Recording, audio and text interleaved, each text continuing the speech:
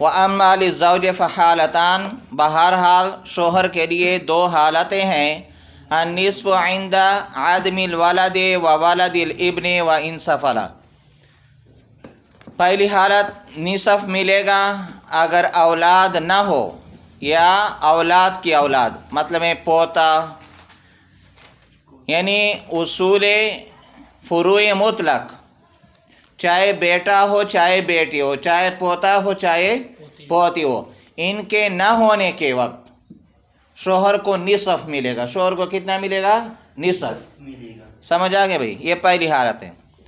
وہ ان سفلا، سفلا کا مطلب یہ ہے کہ پوتا پڑ پوتا تڑتوتا جو بھی ہیں۔ وہ ربع مع الولد، اگر دوسری حالت کیا ہے؟ اگر اولاد ہیں، بیٹا ہیں یا بیٹی ہیں، پوتا ہیں یا پوتی ہیں، تو اس کے ساتھ کیا ملے گا؟ ربع ملے گا۔ سمجھ آ گئی بھائی؟ تو شوہر کی کتنی حالتیں ہو گئی؟ دو، ایک حالت نصف کی ہے اور ایک حالت ربع کی۔ ایک حالت میں نصف ملے گا، ایک حالت میں ربع ملے گا۔ نصف کب ملے گا؟ جب اولاد نہ ہو، یعنی فروع مطلق نہ ہو، نہ بیٹا ہو نہ بیٹی ہو، نہ پوتا ہو نہ پوتی ہو۔ سمجھ آ گیا بھائی؟ اور ربع کب ملے گا؟ جب اولاد ہو، فروع مطلق موجود ہو، یا بیٹا ہو یا بیٹی ہو، یا پوتا ہو یا پوتی ہو، تو ان کی موجودگی میں شوہر کو ربع ملے گا۔ سمجھ آ؟ دیکھو میت میں فاطمہ، ٹھیک ہے؟ فاطمہ کا شوہر ہے زید، ٹھیک ہے، سمجھ آ گیا؟ اب یہاں پر اولاد نہیں ہے بلکہ باپ ہیں، میت کے کیا ہیں؟ باپ۔ تو اب دیکھو مسئلہ، باپ کو کیا ملے گا ذرا بتاؤ یاسین؟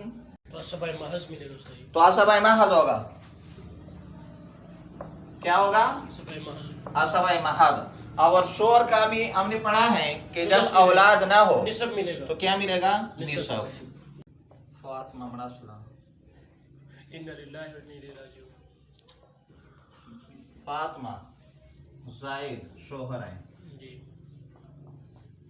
بیٹا آ گیا۔ اب بیٹے کو بیٹا کیا ہوگا؟ عصبہ بنفسہ، عصبہ بنفسہ ہی۔ شوہر کو کیا ملے گا؟ شوہر کو ربع ملے گا۔ کیا ملے گا؟ ابھی پڑھائیں کہ شوہر کی دو حالتیں ہیں، ایک حالت نصف اور دوسری حالت ربع۔ نصف کب ملے گا؟ جب اولاد نہ ہو، فروع مطلق میں سے کوئی نہ ہو۔ اور ربع کب ملے گا؟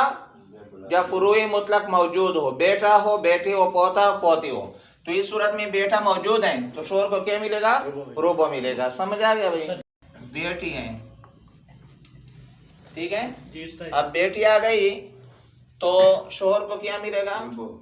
ربع، کیونکہ اولاد ہیں، اولاد ہیں نا۔ دیکھو بھائی، اب آپ ذرا سمجھے کہ یہ جو کہتے ہیں نا کہ مسئلہ اتنے سے بن گیا، یعنی 12 سے بنا، 6 سے بنا، 24 سے بنا، تو یہ کس طرح بن جاتا ہے؟ یہ ذرا سمجھو۔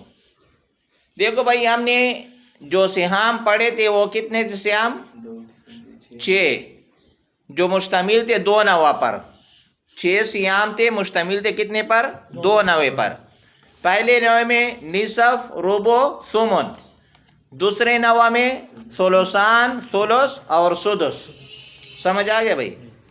اب اگر پہلے نوع سے نصف آ جائے، پہلے نوع سے نصف آ جائے اور دوسرے نوع کے کل یا بعض کے ساتھ، پہلے نوع کے نصف اور دوسرے نوع کے کل یا بعض کے ساتھ، کل کا مطلب یہ ہے کہ ثلثان بھی آ جائے، ثلث بھی آ جائے اور سدس بھی آ جائے، اور ادھر صرف کیا آ جائے؟ پہلے نوع سے نصف آ جائے، تو اس صورت میں مسئلہ 6 سے بنے گا۔ کس سے بنے گا؟ 6 سے۔ سمجھ آ گیا بھائی؟ اگر پہلے نوع سے نصف آ جائے اور دوسرے نوع کے کل یا بعض کے ساتھ، کل کا مطلب ہے کہ تینوں آ جائے، ثلثان، ثلث، سدس، یا بعض صرف کیا آ جائے؟ ثلثان آ جائے یا ثلث آ جائے یا سدس آ جائے، تو اس صورت میں مسئلہ کس سے بنے گا؟ 6 سے بنے گا۔ سمجھ آ گیا بھائی؟ دوسری کہ اگر نوع اول سے ربع آ جائے، نوع اول سے ربع اور نوع ثانی کے کل یا بعض کے ساتھ، تو اس صورت میں مسئلہ 12 سے بنے گا۔ کس سے بنے گا؟ 12 سے۔ اور اگر نوع اول سے سمن آ جائے، نوع ثانی کے کل یا بعض کے ساتھ، تو اس صورت میں مسئلہ 24 سے بنے گا۔ سمجھ آ رہے ہیں کہ نہیں؟ دیکھو بھائی، پہلے نوع کا نصف اور دوسرے نوع کی کل یا بعض کے ساتھ مل جائے تو مسئلہ کس سے بنے گا؟ 6 سے بنے گا۔ کس سے بنے گا؟ 6 سے۔ دیکھو بھائی، فاطمہ مر گئی، اس کا شوہر کیا ہے؟ زید، ٹھیک ہے؟ یہاں پر اخیافی بائی ہے، ٹھیک ہے؟ اخیافی بائی۔ اب مجھے بتاؤ گے کہ جب اخیافی بائی آ جائے، ٹھیک ہے، اور اس کے ساتھ اصول مذکر اور فروع مؤنث میں سے کوئی نہ ہو، تو اس صورت میں اخیافی بائی کو کیا ملتا ہے؟ سدس۔ کیا ملتا ہے؟ سدس ملتا ہے۔ اور یہ کو تو کیا ملتا ہے؟ سدس، ٹھیک ہے؟ اگر فروع اس سے ہو تو اگر اصول مذکر آ گئے یا فروع مطلق آ گئے تو یہ معروم ہو گئے۔ یہ محروم ہو، اس کو ثلث ملے گا استاد جی۔ کس کو؟ فروع مذکر کو۔ وہ چھوڑو، یہاں اس کی بات ہو رہی ہے، ٹھیک ہے، کہ اگر اخیافی بائی کے ساتھ اصول مذکر اور فروع مطلق نہ ہو اور ایک ہو تو اس صورت میں اس کو کیا ملے گا؟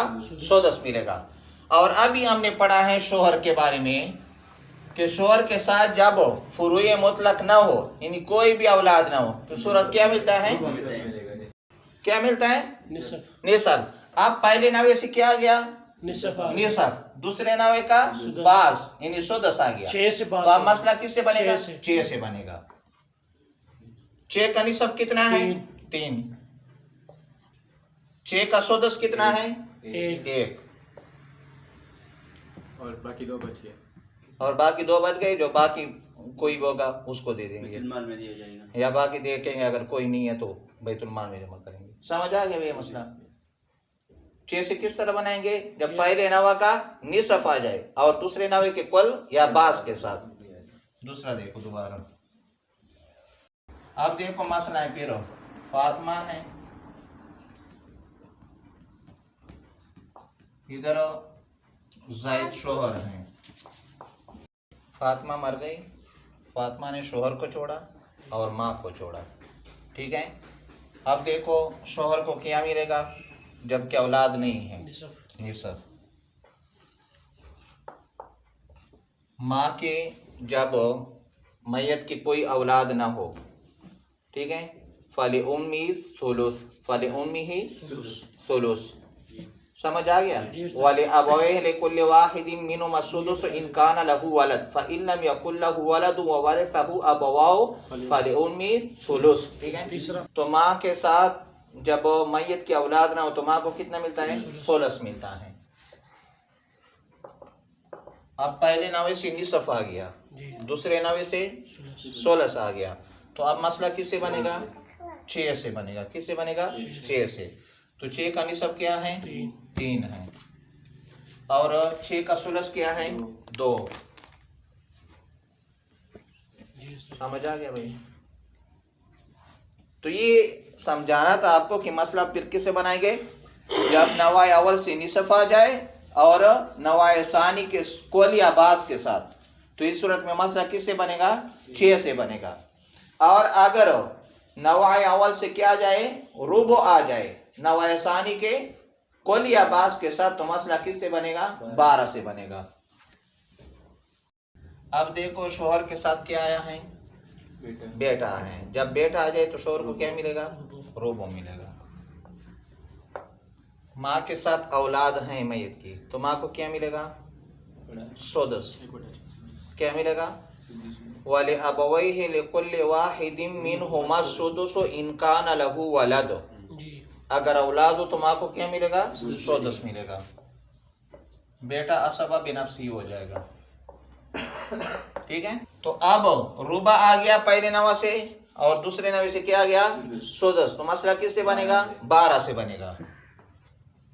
समझ आ रहे हैं कि ये नहीं? रुबो जब आएगा 12 से मसला बनेगा। मैंने कहा ना कि अगर पहले नवे से रुबो आ जाए और दूसरे नवे से कुल या बाज आ जाए मसला 12 से तो मसला 12 से बनेगा। ठीक है, अब देखो इसको रुबो देंगे, 12 का रुबो कितना है 3, सुदस कितना है 2, 2 6 के 12, 6 के 6, 6 दूनी 12, 2 है। 2 है ना, और बाकी क्या करेगा सारा ये ले लेगा जो 7 बचे हैं। समझ आ रहे, क्योंकि ये असबा है, बाकी सारा माल असबा ले लेगा। समझ आ गया भाई कि जब पहले नवे का रुबो आ जाए दूसरे नवे की कुल आबास के साथ तो मसला किससे बनेगा 12 से बनेगा। किससे बनेगा 12 से। जाहिद मर गया, बीवी छोड़ दी उसने। बीवी छोड़ी है यहाँ पे, बीवी छोड़ी है यहाँ पे, बेटा है,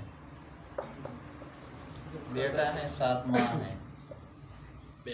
ठीक है, अब देखो बीवी के लिए जब औलाद हो, जब औलाद ना हो तो फिर उसको रुबो मिलता है, जब औलाद हो तो फिर सोमन मिलता है। बीवी को क्या मिलता है सोमन मिलता है। तो इसको कितना मिलेगा सोमन। माँ को क्या मिलेगा, बेटा हो औलाद हो तो सुदस मिलता है, भी बताया आपको।